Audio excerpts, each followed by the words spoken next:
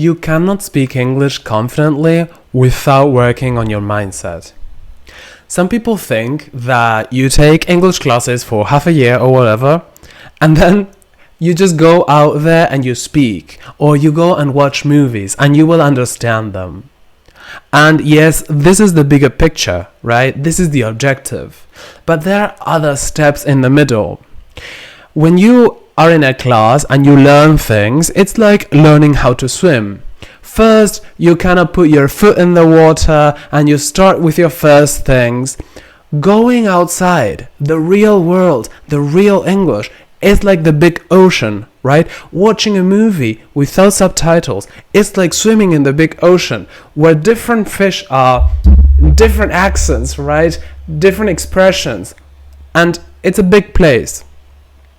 What you should do is take it little by little so that the motivation is on your side and you can see progress in a realistic way, right? So let me show you what I mean and how you can focus on the challenges that are important for you so that you can always see progress in your process of learning English. Let's get started with a graph I prepared today. This graph has 3 different levels. In the center is what a learner can do. Then there's a middle one and a bigger one. The biggest one is basically what you cannot do. Let's be realistic, there are things that are just too far away from what we can do.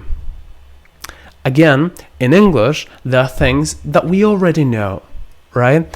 In the middle circle, you will find things like expressions that you know, words that are familiar to you, words that you know how to pronounce. This requires no challenge. In the outer circle might be things that are too difficult for you in this moment, right?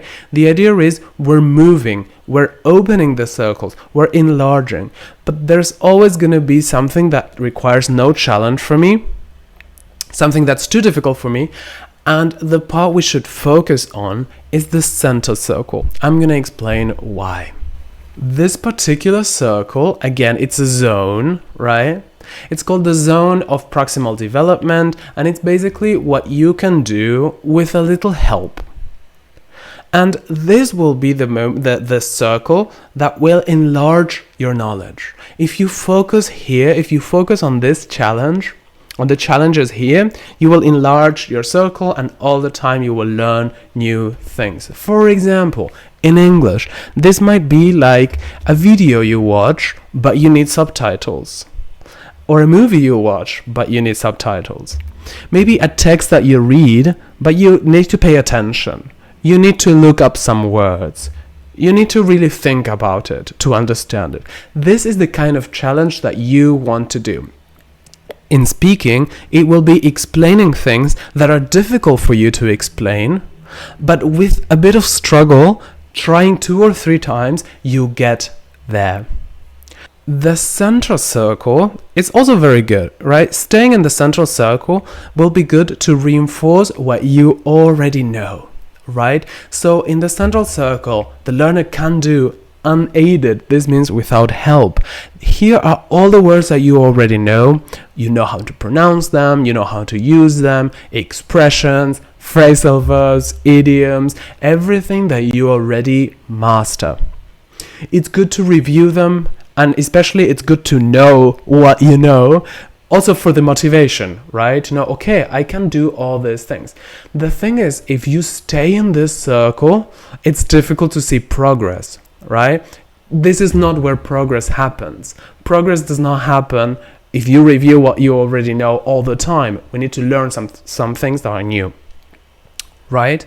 Now, what happens if we focus too much on the outer circle? Surprise, surprise. If you focus on the outer circle, motivation will sink. Not because you can't do it, but because you think you should be able to do it, right? So here is where you have accents that you don't understand, or movies where they speak too fast and without subtitles, or podcasts with an accent you don't know. So these things that are really challenging, that are just difficult per se, right? if you know that's gonna be a challenge, if you know, okay, I'm going out of my comfort zone, I'm really going to what I cannot do yet, just to see how it feels, just to find out what is there or what the objective is, that's good, that's okay. But you should know that it's not realistic for you at this point to understand it. And if you know this, you can be exposed to a movie without getting frustrated. Now, if you want to enjoy a movie, you should choose a movie with an accent that you understand, right? If you want to watch a movie with an accent that you don't understand, beware that this is not the zone of your proximal development, which means that you won't understand it, and let that not influence your mood and your mindset.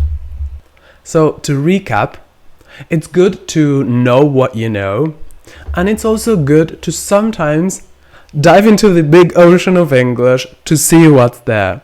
But 80 to 90% of the time, you should focus on challenges that are tailored for you, that you know that are challenging for you, but that you can make it, because this will motivate you. And it will prove evidence that if you try, you can. And it's the best moment, it's the best place to be learning new things. And it's the best place to improve your motivation and to keep it up in English. That's it on my side. Cheers, Uriel.